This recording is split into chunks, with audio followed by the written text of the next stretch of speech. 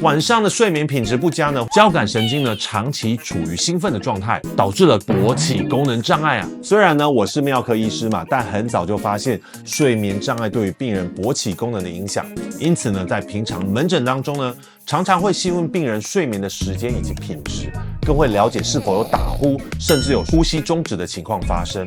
有些病人呢会觉得奇怪，明明是勃起硬度的问题，怎么在问会不会打呼啊？我总要解释说啦，睡眠休息的时候啊，如果因为这个上呼吸道的阻塞，或是肌肉张力不足导致呼吸道塌陷，呼吸不顺，会让人更加用力的挣扎呼吸。虽然没有醒过来，但是长期的缺氧呢，会让这样的病人早上起床的时候会有头痛的现象。晚上的睡眠品质不佳呢，会造成白天的时候容易感到疲劳、精神不佳、脾气不好，也容易呢因为打瞌睡呢而发生车祸，是影响到工作的表现。交感神经呢长期处于兴奋的状态，长期下来会让我们的血管处在收缩的状态，导致了高血压、心脏病、中风、糖尿病、肥胖以及呢勃起功能障碍啊。这也是为什么陈医师这么注意病人是不是有这个疾病的原因。除了勃起功能障碍之外睡眠呼吸中止症还会增加胸腔内的负压，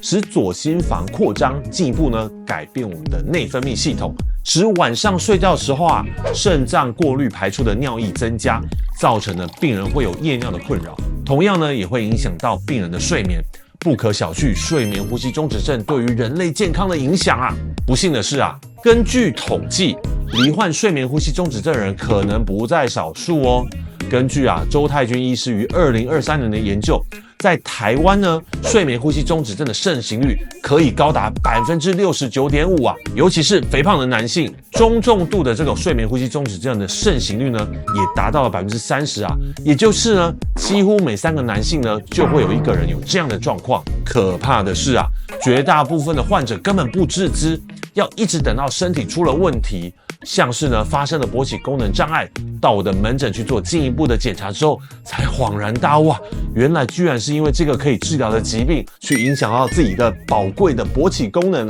所以呢，在这里呢，我要谢谢上学期学弟妹努力的收集资料以及报告，重新的提醒了我睡眠呼吸中止症对于男性健康的影响以及重要性。